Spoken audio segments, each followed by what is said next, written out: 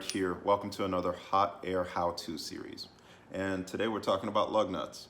So not the most sexiest thing, right? But I do want to provide warning for some of you all who are working on your Grand National or have shops that are working on them. Consider replacing the lug nuts with an updated style. So on my 84, I got it out of a barn 27 years ago. Well, it was sitting in a barn for 27 years. Or out in the field or wherever it was. And I had the lug nuts off of the car several times to get new tires, to inspect things, to even replace the entire braking system. And totally without issue. But one day, it started looking like this to when I took it off, only this part came off. And the remainder of it is stuck inside of the wheel. And I'll show you that in a second.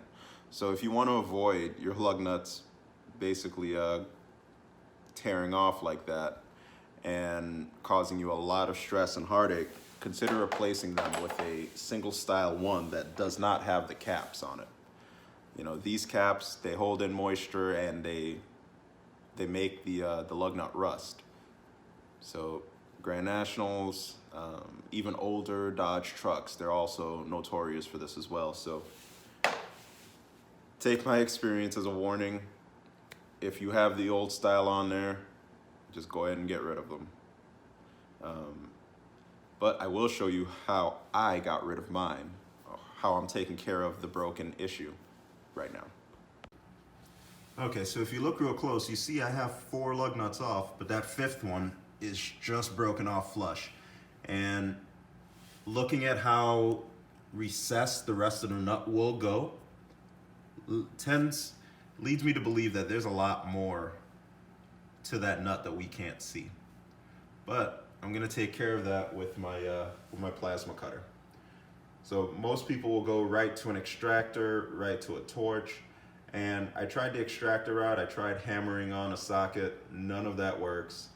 This is, pretty far in there, there's nothing to really grab onto. So here goes with the torch.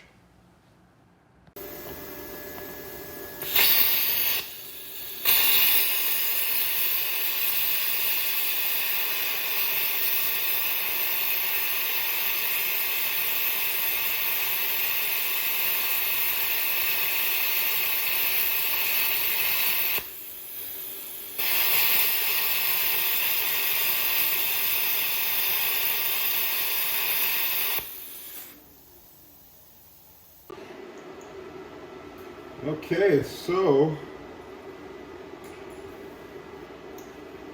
a few moments with the plasma cutter later, wheel is finally off, and you can clean that up, but that's actually still good. Let me rotate so you can see it a little bit better, but yeah, there's very minimal to no damage. It's more me scraping the molten metal bits with this that you're seeing these scratches on your wheel. And that'll clean up nicely. Given the appearance of the wheel right now, I'm not all that concerned.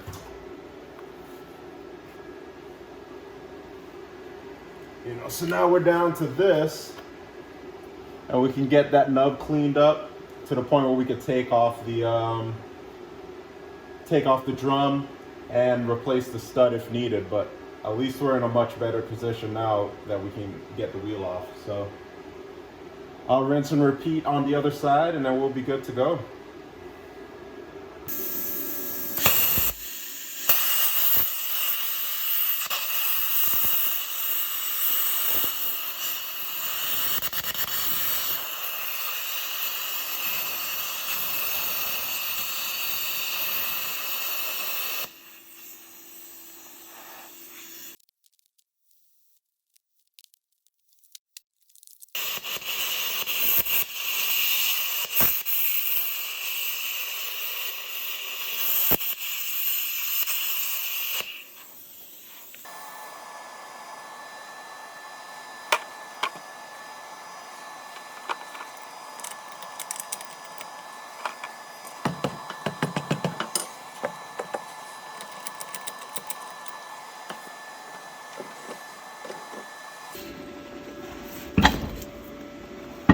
All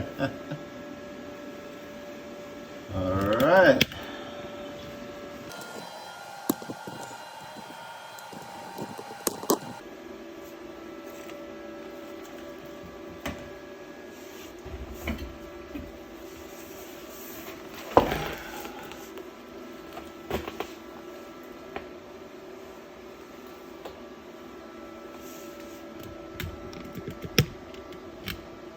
Yep, so that's all she wrote. Can get in there and clean all that up real easily.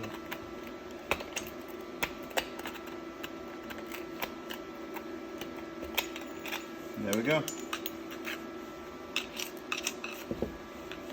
Having alloy wheels really help. With that done and out of the way,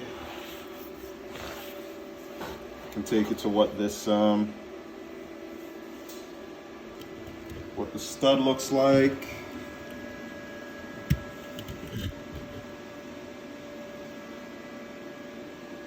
And of course, just like the other side, I can just pop off this bad boy and make sure it's not too hot. That's all right. So with the wheel out of the way and with the drum out, I can tap on this, get it out, get the new ones in whenever they come in the mail. I'll be all set.